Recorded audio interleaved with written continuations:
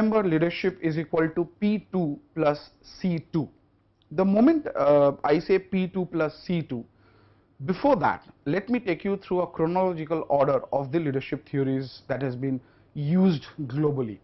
In 1840, the first leadership theory was invented, and it was purely based on competence. Purely based on competence. For example, it is called the great man theory.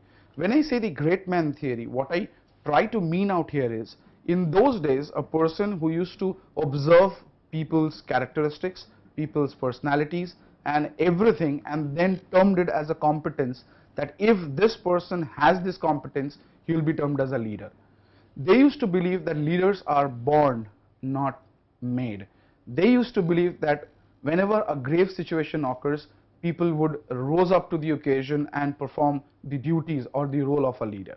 Now also please understand that whenever I say these four things, the initial theory spoke about competence.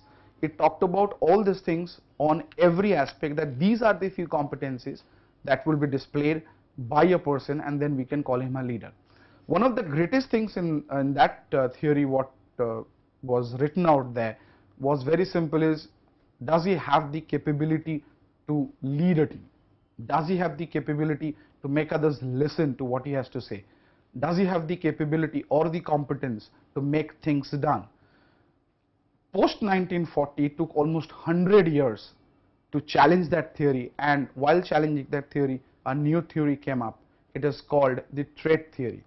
The trait theory talked about specific characteristics. For example, if the person is honest, if the person has integrity, the person takes ownership, the person defines, the person does, the person motivates. So these are all specific characteristics. So if I find these characteristics in all or any one of the person, we term them as a leader. So initially it started with competence, then it talked about the character. None of this theory said that competence and character will come together. All what was said, that competence was very different, and in 1940 when the trait theory came out, they said character was very different.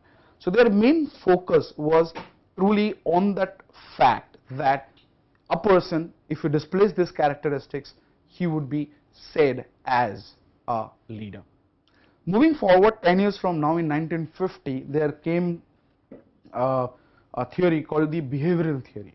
The behavioral theory's existence, core existence, started with why, or rather the purpose about it. So let's take an example. If you look at today's cricketing arena, and we are seeing there is a lot of change going on.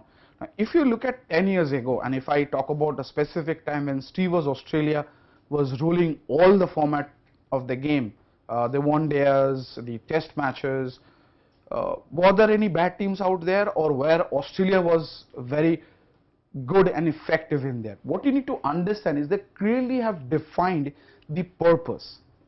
When I say purpose, it talks about its existence in that team. Now, if I give you some of the names of those teams, or the team that Steve Waugh was the captain, for example, Steve Waugh himself, the great two opening batsmen, Adam Gilchrist, number 3, Ricky Ponting, Matthew Hayden, then he himself, Michael Bevan. Now, if you look at the typical purpose, Michael Bevan was never termed as a test cricketer, but he was supposed to be one of the best one-day player ever. I mean, I've seen a couple of his matches, and he used to make runs look so simple. He used to hit boundaries very less, he used to rotate the strike.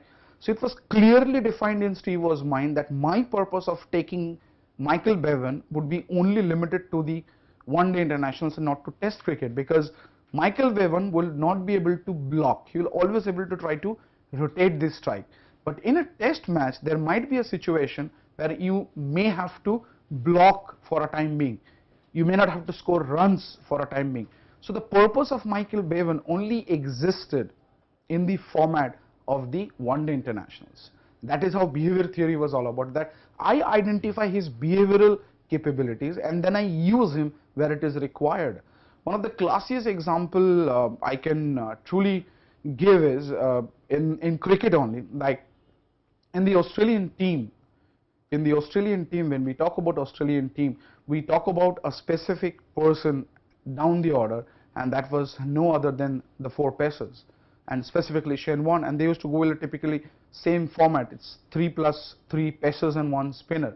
One spinner always used to be Shane Warne, and the 3 pacers initially was Kasrovich and McGrath. Now please understand, he has defined the purpose.